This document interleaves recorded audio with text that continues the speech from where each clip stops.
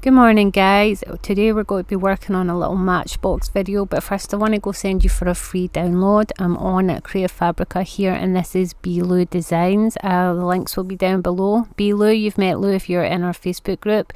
She's done a free printable for us to use in the bee theme for this project. So we go on to Creative Fabrica and you click a little download button, and once you do that you will open up your download folder. Okay, when you open your download folder and find it, you'll need to go to extract all. This just opens up because it is a zipped file. I've already done it, so I'm skipping that. So inside the file, you'll find these two folders. You want to click on this one and then choose either your USA size or your UK A4 size. And you're just going to print that. There we go.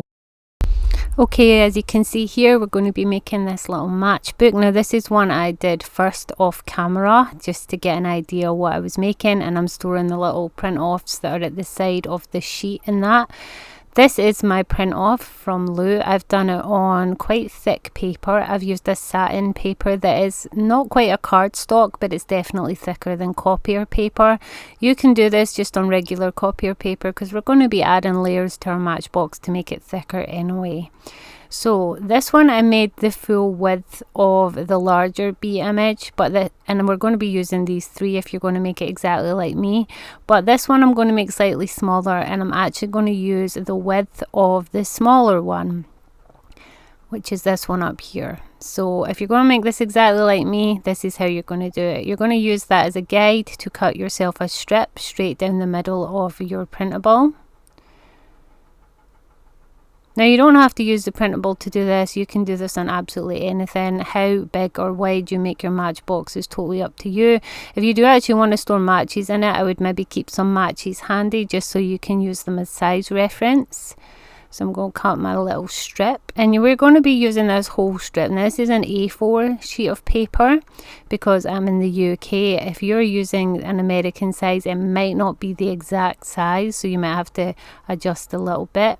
So as you can see, we're going to have to figure out what we want as the back of the Matchbox. The front doesn't matter, and because it's the back, we need to have enough above the image to fold down as a flap. As you can see, that little square bee doesn't have enough above it, so I'm going to go with the big image. It has plenty above it, so we can fold down. So that's going to be the back of my box. Now the back doesn't really matter. You could cover the back and not waste any paper. So I'm going to fold up the bottom edge just a little bit. I'm trying to keep that bee in the center back because I want that as my back image, but if you're covering it, you don't need to worry about this. We're going to fold ourselves up a little area to make the pocket, but we're going to fold it twice. We're going to give ourselves a little tiny space and fold it again just to make that bottom ridge. I'm actually going to put a template to a Matchbox in the blog post below, so you can print off a template and use that instead of figuring this out yourself. It will be a free printable. You just print it onto card, cut it out, score along the fold lines, and then stick all your images to whatever side is going to be your pretty side. But this is if you don't want the printable. So you're going to fold yourself up so you've got two folds at the base, and then we're just going to tuck over the rest of that card in half just to strengthen that front little bit. So you should end up with this. As you can see, bees in the middle at the back, and then we're going to work out how tall we want to make this. Now for a really short one, I could have made it ruler width and just folded where my ruler is, but I want it a little more square, so I'm making it a bit taller. I'm putting some score lines, and then just for the ease of folding, you don't need you could use a scoreboard. I have a scoreboard, but I'm just lazy sometimes, and a ruler and something with a dull edge. You could use a knitting needle, you could use a pen that no longer works. You just need something with a dull edge that's going to form a crease without cutting through your paper.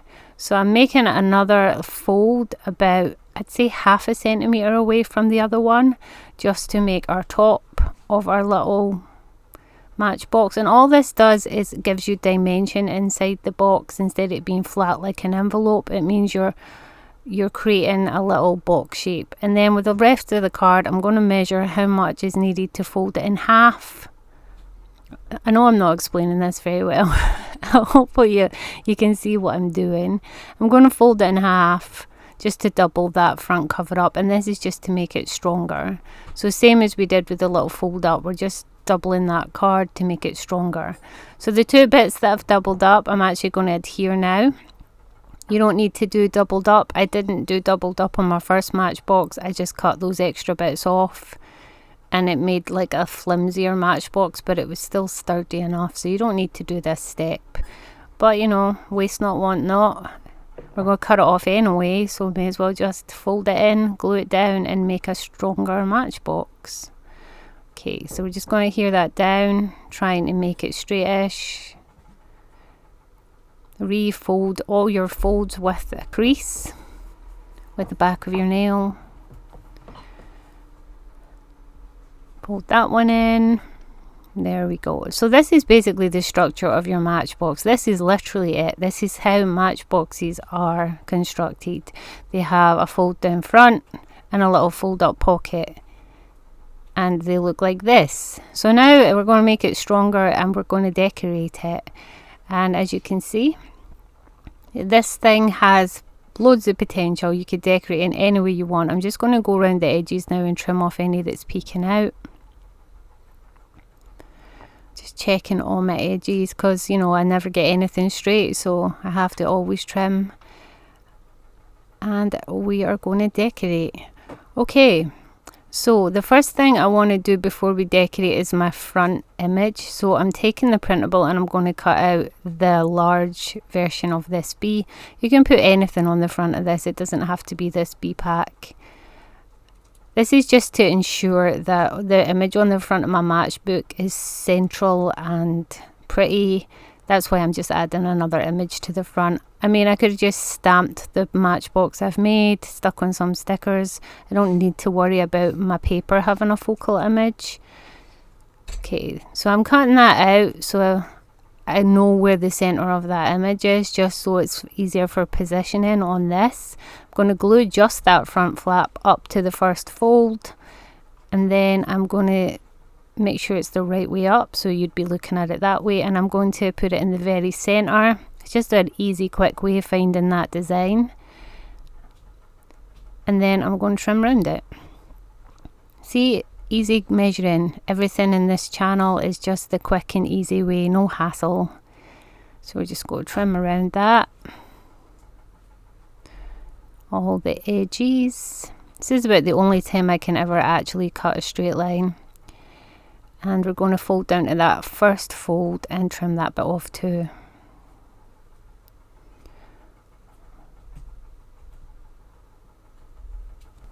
Okay, so now once I've trimmed around all of that, as you can see, my front cover is now perfect. And once again, this adds a lot of strength to our little Matchbox. Every layer we add to this is going to make it stronger, more durable. And so we're going to cover the inside. Now on my other one, I used this just plain brown paper, so I'm going to do that again. I think this is actually scrapbooking paper from a children's scrapbook. And I'm just using my UHU glue today. I'm thinking this might actually be my favourite glue, and now that I've done a few videos. It does seem to stick very well. It's wet enough to grab onto things, and from what I've seen from other crafters, it's like lasts a distance. I'm just going to stick that brown paper over the top. Now this is going to unify the entire inside, make it all nice and neat. It's also going to help hold down all those flaps so they won't come up. And we're going to trim around it. So our little Matchbox now has in some places 3 layers of paper and in some places 2 layers of paper, which means it is super sturdy now. This is strong enough to hold real matches, and if you watch to the very end, I'm going to show you how to actually turn this into a legitimate Matchbox, not just a little craft matchbook, sorry. Okay, we're going to refold all our lines just to get that inside paper creased as well. Voila. I'm just going to show you there. Look at that perfect little matchbook. I mean, how you decorate is totally up to you. That is the matchbook basically done. So I'm just going to show you how I'm going to do it. Now, I'm using a silicone mat for my ink because I don't know if you see my last video, but I bought the tea dye distress ink and it is so super wet. I'm having to dab some of it off before I use it. I ended up with a really juicy ink pad. Sorry, I can't even speak, I was choking there. I ended up with a really juicy ink pad. So juicy, it's ridiculous. So I'm having to be very light-handed, dab off the excess. And as you can see, the only ink I'm using is the ink on the silicone mat from the first time I dabbed in it. I'm making sure I get all the creases. So yeah, if you are one of the people that got a dry tea dye ink pad, I have all your ink. It's all in mine. Pretty sure there's about 5 ink pads worth in it. And I won't be having to top it up anytime soon. So I'm going to also distress the inside. I do actually like this tea dye colour. It's a slightly warmer colour than the vintage photo. I feel like it is probably more true colour of tea. But I still prefer the vintage photo. But this one's nice too. I do like it.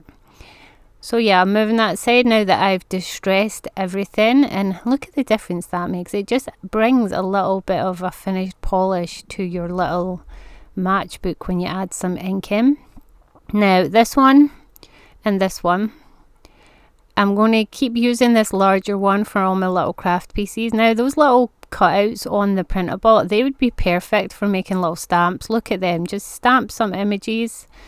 I actually have a video on how to make faux stamps, so go and watch that. And I'm using just copper paper clips to keep that shut in the middle. And look at that, adorable. But we're going to turn this one into a real matchbox. So that's why I made it a little bit smaller, because I want to show you how to make this into a real matchbox. Okay, here's what we do. We get some real matches. Now they are going to sit inside. You want to make sure your matches are comfortably in there and have a little space above them like that. You want to see there's maybe about a centimetre above the size of the matches. And we are going to stick them in. I'm going to show you how. You're going to get yourself some double-sided tape. Now how much of this you put in your matchbox depends on how secure you want your matches to be in there. If you're actually going to throw this in your bag, I would maybe do a double height of the double-sided tape just to be sure.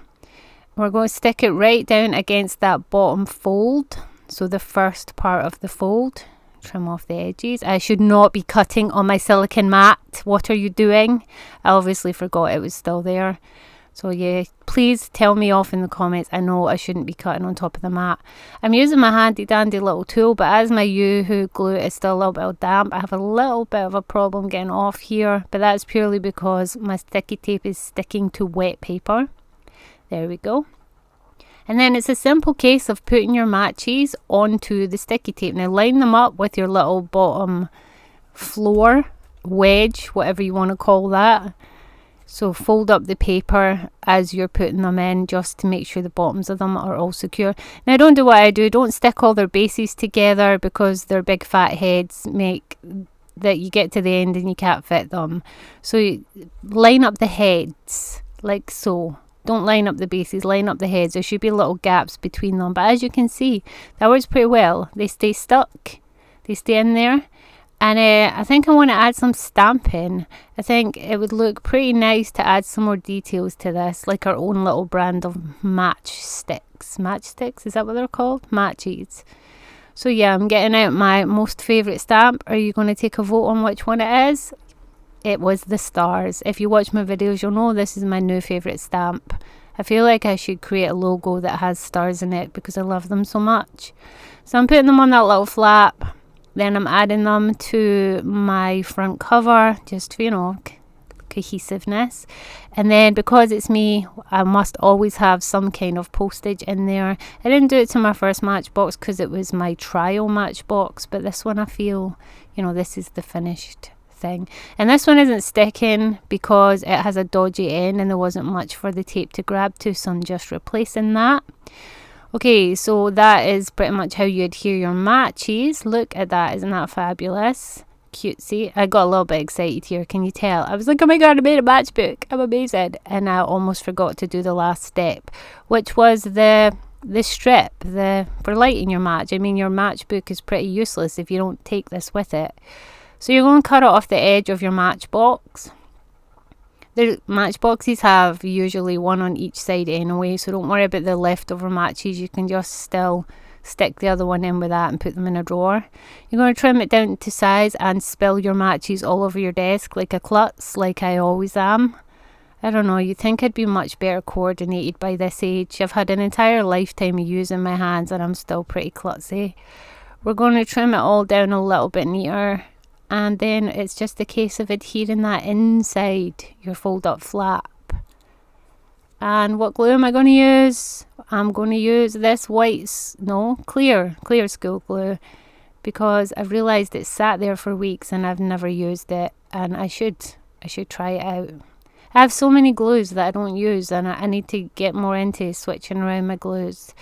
So I'm going to stick that on the inside of a little flappadoodle, like so. Let it all dry, and then once it's dry, there you go. One sturdy, one adorably cute little BB matchbook. There is a blog post below that will have the links to the template for the matchbook, so you don't have to figure out the measurements.